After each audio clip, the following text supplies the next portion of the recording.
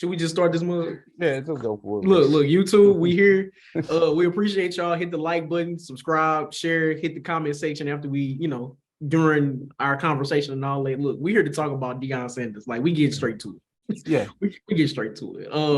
I think somebody got something they need to say first before we even get into the conversation. Okay, this is twofold, right? Because Johnnie doing too much gloating for me, which I don't. But I'm gonna just say this now. On episode 168, I had a bold proclamation with my chest.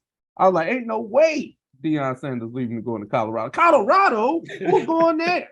And then I listed out a good argument of reasons. He did. And I was almost rolling too. That aged horribly. So I would like to say that I was wrong.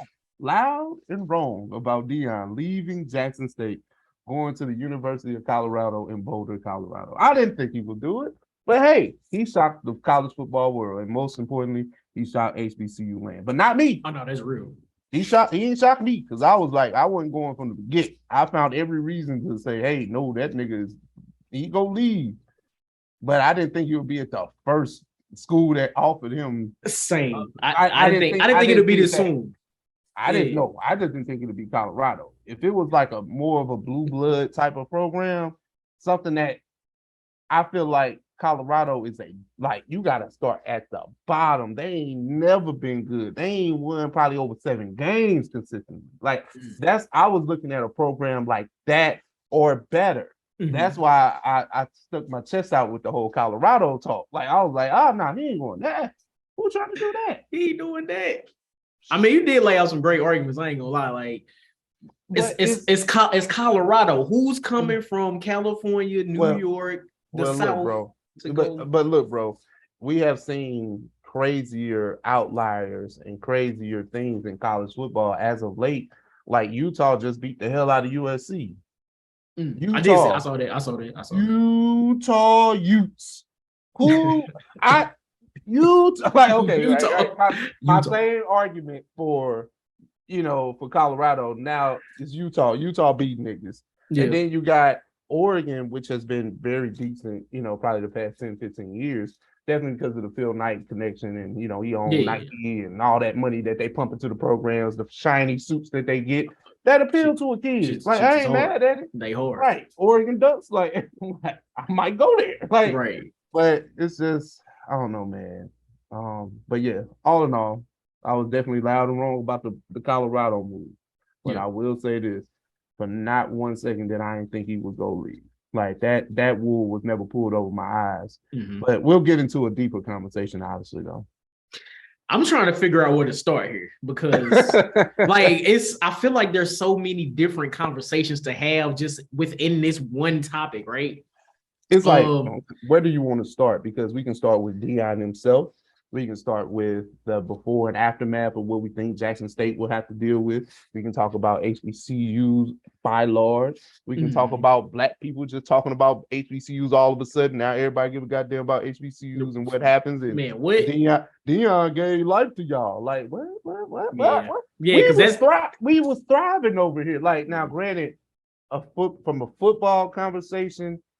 Like competition wise, you don't think of HBCUs in that way, but we was good, before Deion came. Like we enjoyed going to the games and just the festivities of it all, the homecomings, the bands, the atmosphere. Like that's still us. Like we still provided that regardless if Deion Sanders brought his ass to Jackson State or not.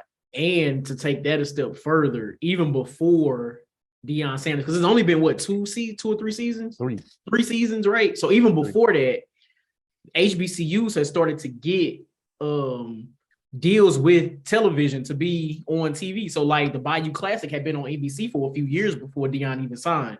That's not Jackson State. And that's not Jackson State. That's not even Jackson State, right? And a lot of the schools in the SWAC, I can't speak for the MEAC, but at least a lot of the schools in the SWAC, they've been on ESPN2. They've been on ESPN Plus. They've been on the ESPN. So we can't say that Deion Sanders did that for HBCUs once he signed to JSU. So we can like what did he really bring to HBCUs? I'm not saying Jackson State specifically. I'm talking about to the HBCU culture that wasn't already there. Just more. It seemed like he brought more eyes and attention to what the historic value of them were. If you're talking about sports, We know why HBCUs turned out Hall of Fame talent. And hold on, first of all, Robert Mathis is up for the Hall of Fame. Oh, talk about it. Alabama A&M alum, former Bulldog, Rue, like, all that great stuff. Yeah. But we know historically why schools like ours and others had to turn out Hall of Fame talent, because they weren't allowed at the bigger schools. And then once integration and things like that happen, okay, now you can start to see a lot of black faces at those predominantly white institutions. But that's not why we're here, though. Like, right. Deion, he came in selling the dream of black hope and black inspiration and keeping it in house, and it's not about the money when it actually was. Now I get why people hate Jay-Z so much. Like, what I'm saying? Like, I mean, this comes from the whole guy. Like, I get it. Like, he came in preaching that black pride shit, and it's not about the money. I'm not gonna leave for money. Like, it's because, like Deion said in his exiting statement to his team, he said, "I never chased the bag chased me." That sounds cool. But I've always known Deion to be Deion. I always known Deion to be boisterous and loud and the money. Like, that's part of his persona. That's part of prime time. You come out of college and your name is prime time. Right. So that further lets me know what type of person I've always been dealing with. But this is the thing. I can't, be at fault for, thinking that he would be different in this regard. Because in the coaching hierarchy, like I've always talked about, you build something up and then you move on. It's kind of like business. You build something up and then you move on. Never did I think he was going to stay 10 years. Okay. I mean, 10 years is a long time. It's a long time. That's a long time. That's a long time to be a coach at any school, especially in the climate of win. You can go 10-10. You can go 10-2 for 3 years at a school like, let's say, Alabama. Woo, that ain't good enough. No, they getting you out of there. Championships are the standard, so you don't lose 2 games every year. What? And look, and Nick Saban might be on watch. This is their first two loss season in a very long time in the Hiller, so he might be on watch now. So on the clock. For me personally, I'm a little conflicted. Like, I did know, like, I knew Deion Sanders would leave eventually, but I thought maybe it would have been 5-6 years down the line. I definitely didn't expect 3. I did not. And of course, now that he's officially made the announcement that he's going to Colorado, right?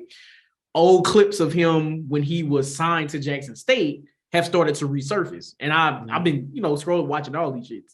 And it's one, he was talking to somebody on one of the sports networks, and he was saying, "Oh, this was God's plan. God had sent me from Texas to Jackson, Mississippi."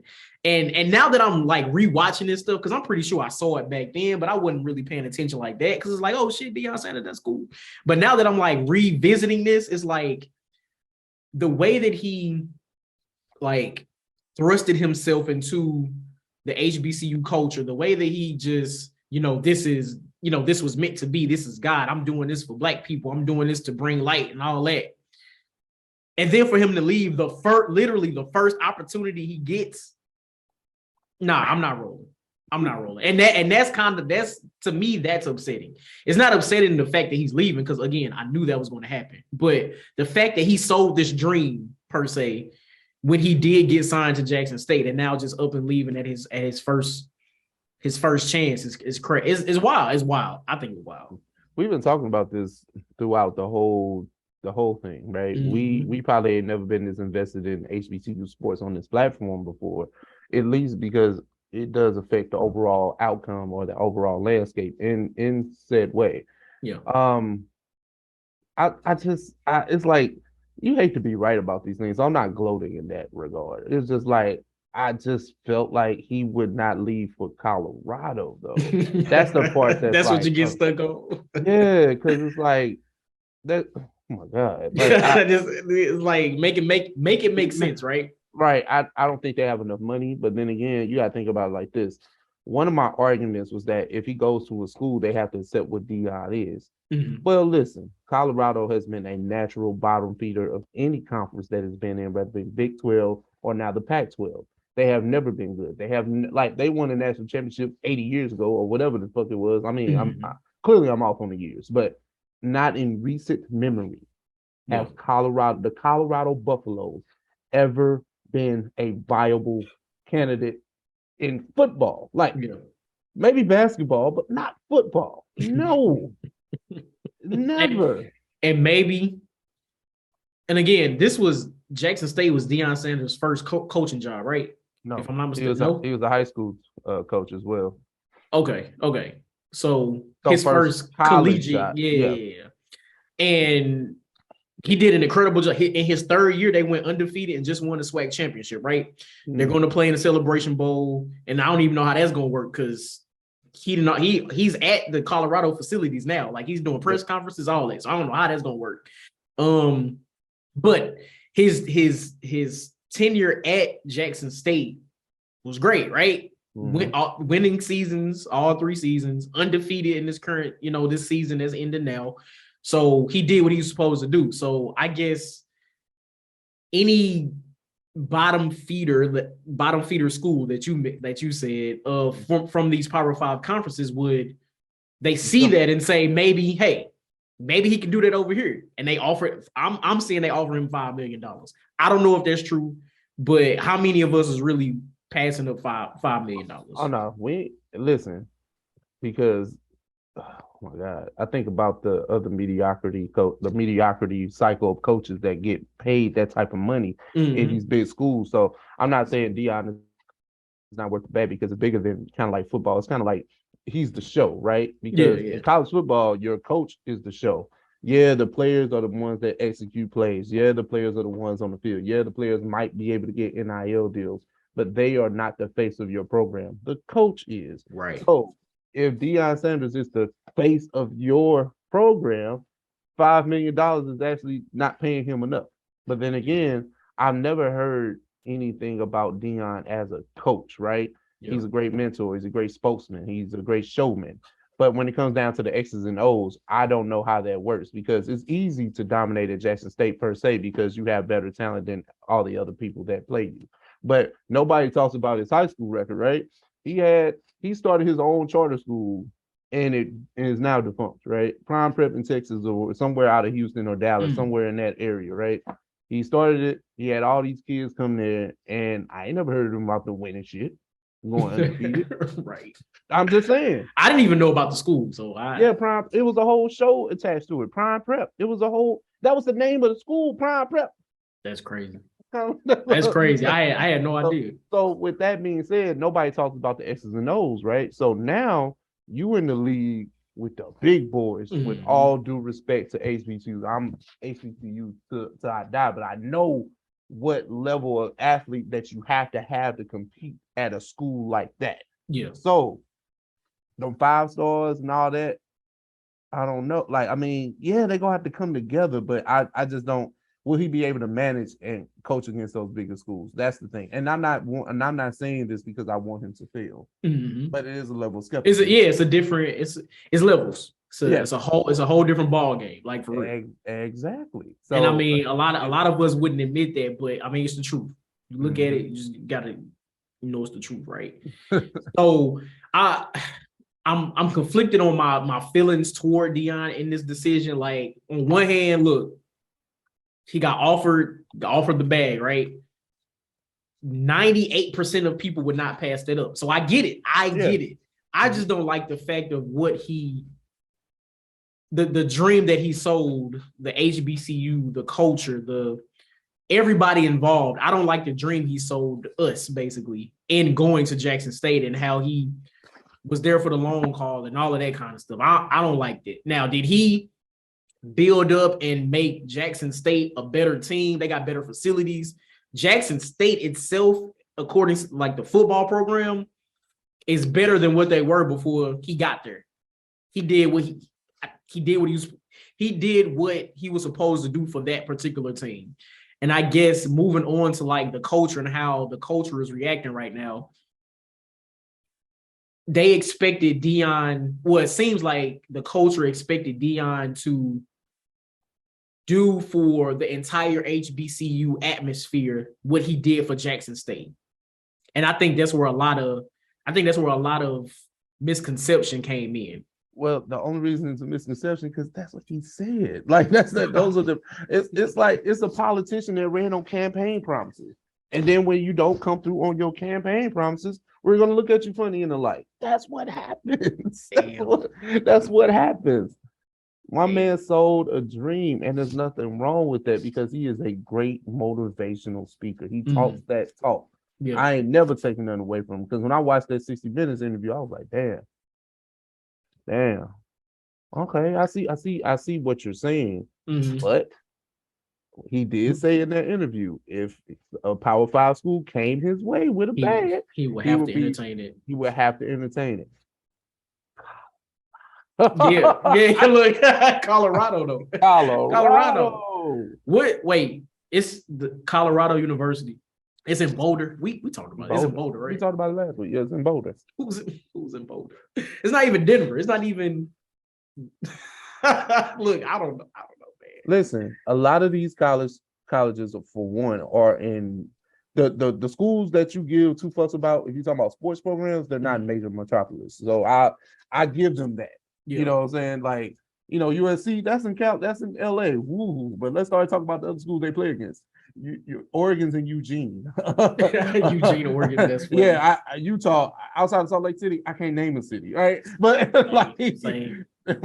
like Kansas in Lawrence, Kansas. Like that was a Big 12, Pac-12. Like Stanford isn't where? Like Santa Clara or some shit. Like I know there's there's rich people there. Don't get me wrong, but they ain't no tourist hotspot. Like why would an 18-year-old want to go to Stanford outside of academic purpose? Like you know what I'm saying? I just want to go to Stanford. Oh, that's funny. I'm trying to make sense of it, man. But no, it's really, and the conversation is that we should be grateful for what Deion brought to the SWAC for his 3-year tenure there. Do you agree with that? Not. As if we're talking about the SWAC itself, not really, because somebody tell me, and maybe I missed it completely, but what did Deion bring to the SWAC? I see what he brought to Jackson State because he was the coach there. They got their football facilities, their locker room, everything about the Jackson State football program has been elevated, which I am absolutely not mad at. But if we're talking about the SWAC as a whole, what did he actually bring to the SWAC? Because outside of SWAC homecomings where, you get celebrities that perform with the band and around homecoming weekend, I haven't seen no celebrities at none of the football games during the season at the SWAC schools. Just Jackson State. So what is it that Deion Sanders brought to the SWAC as a whole? Oh, okay. Well, let me say maybe I've of course we're arguing against points that we've seen online. That's where it stems from. But do you think that he's done something that he's brought a light to HBCUs that, over the past few years? I don't really think so. Maybe a little bit to the football culture, but before Deion Sanders signed to coach at Jackson State, the HBCU enrollments had already started going up just from the talks of HBCUs like throughout the internet. So I'm not sure what Deion Sanders brought to HBCUs as a whole outside of maybe the more mainstream attention. Yeah, more mainstream attention. That's all I think it did, because I think that kids were already, wanting to go to HBCU. Maybe not a 5-star athlete because you're being courted by these bigger schools with bigger budgets and better facilities and, more amenities for you as a football, basketball player, right? Yeah. But when it comes to the culture, I think, there has been a shift to people just wanting to be around, Black people want to be around Black people. Yeah. Oh yeah. 100%. I think that's where it stems from. And then a lot of people have just started to big up other schools outside of the 3 that people often know because of their enormous alumni bases, which is Morehouse, Spelman, and Howard. Yeah. So, I don't think nothing's changed. It's more like, okay, ESPN Game Day, not ESPN2. Not college, not ESPN, U or 2 or 3 or ESPN Ocho. No, ESPN pulled up to a Jackson State game. Now that is huge, but that's one time in 3 years. That's commonplace at Alabama. That's commonplace at LSU. That's commonplace in Florida. That's commonplace at South Carolina. Like it's commonplace in places like that. And it probably only happened because they were undefeated. Had they lost 2 or 3 games, might not have happened. And I think, and whoever listens to this will probably definitely fact check, right? This was the week after the Who Ain't Swag stuff. The week after? Ooh. Because it was definitely within like two or so weeks. Definitely. He led a chant at the Trump rally that went viral on ESPN. Like, who ain't swag? Who is swag? And baby, I was like, hey, I ain't gonna lie, that was kind of hard though. I mean, yeah, but clearly he ain't swag. He ain't. So the coach at Alabama State was right? I mean, hey, you ain't swag. You ain't swag, my boy. Who ain't swag if I ain't swag? Who is swag? Shit, all of us. All of us. We are swag. Look at that. I was just it's just the conversations have been like the floodgates have been open with this whole thing. I think Deion did lend his celebrity to Jackson State for the time being, and what he talked a good talk, but then again, I mean, hey, I just knew, so I'm not disappointed. I'm just disappointed in the choice of school he went to. That's a fact. Colorado, my boy. All right, yeah. Hey man, it's excuse me. It's going to be very, very, very, very interesting to see what the aftermath is. So, like next year, for the next school year, next football season, what does that look like at Jackson State? Right? What does that look like at Colorado University? What does that look like across all HBCUs, period? Do the HBCUs continue to get those 3, 4, some 5-star recruits? I doubt it, but we'll see. And this was the other thing too, right? Remember we talked about Travis Hunter when he first came out, like the number one pick. He got him to flip from Florida State. He was already a Florida boy. And now he's going, now he went to Jackson State. Everybody was like, yeah. Now what? You could have left him alone, man. It's true. And it's not just him though, right? I know we want to put the emphasis on him because he's a 5-star, but there are a lot of kids that transferred to Jackson State off of the strength of Deion. People don't buy into schools necessarily. It has to be the coach too. Yeah. There's a small minority of kids that say, hey, I just want to go to Ole Miss because I want to go to Ole Miss. Yeah. Nigga, who coaching them? Like that matters because that's your family away from your family. That's your pseudo father away from your real father. Like those things matter. You have to buy into that. It's true. They bought into what Deion was saying, and they went to Jackson State off of that strength. Now, some of them may have went there because it's black. Cool. Mm-hmm. Some of them went there because they wanted to play for prime. Yep. And even with that, right? I saw they put the video out of Deion telling the team that he was going to Colorado, which I think from the way he was talking was before the SWAC championship game. And he was telling them, he actually said, hey, I don't want most of y'all to start jumping into the transfer portal because a lot of y'all might not get picked up like you think you would. So let's win the championship. We'll have talks after, and then we can figure that out. It was okay for them to jump in the transfer portal to come play for you, though. I don't want to hear that. Like the transfer portal is player friendly.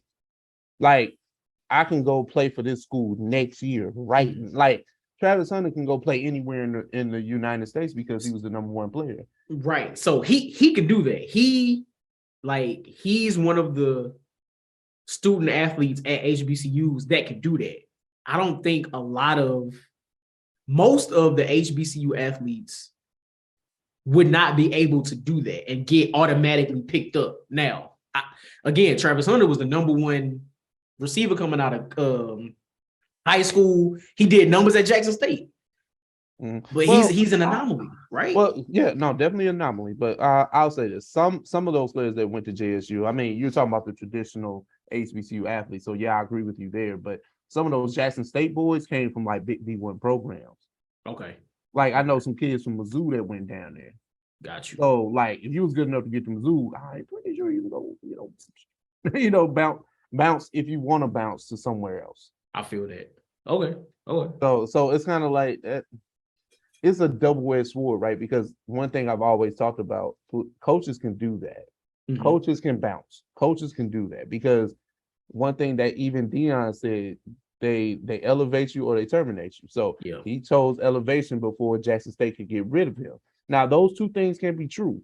Mhm. Now I would listen. We know the coaching game is nasty work. Word. That's why these coaches leave at the drop of a dime at the way that they do, and they often leave their players and recruits high and dry. And that's the part of it that I didn't like, and that's probably why the transfer portal is so empowering to players. Mhm. They hate that these players can get in the transfer portal a year after they done got recruited if they don't like the way that the shit is working out. Yeah. That takes away the coaches in the school's power. Nah, I feel that. Listen, man. I don't know if I really got anything else for this. Again, I didn't think he was gonna lead us. So after our conversation last week, I definitely didn't think he was leaving for no damn Colorado.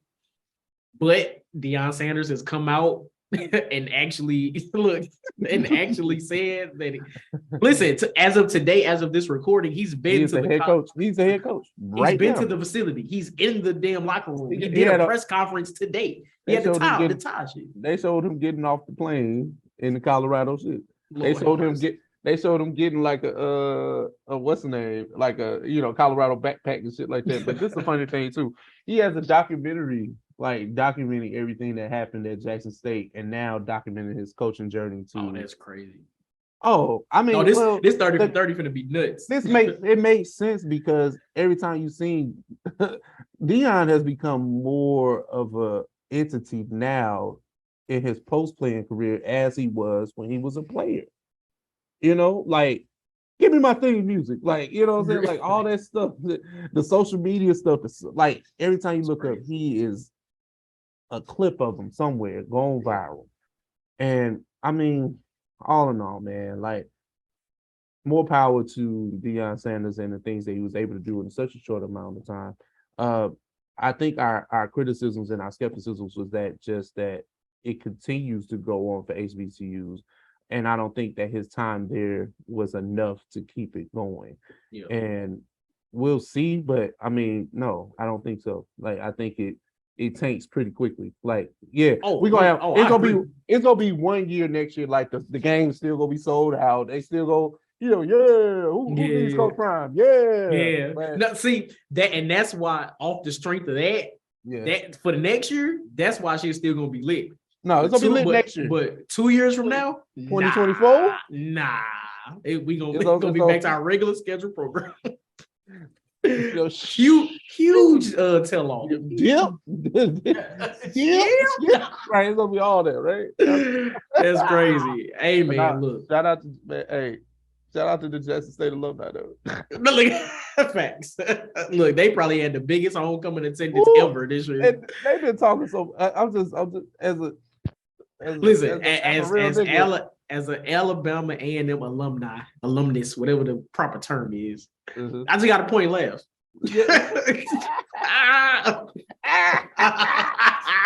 It is. Right. Oh man. But no, yeah. Shout out to Deion. Shout out to Colorado. Mm-hmm. I ain't shouting out Colorado. Shout out. I'm gonna bleep that out.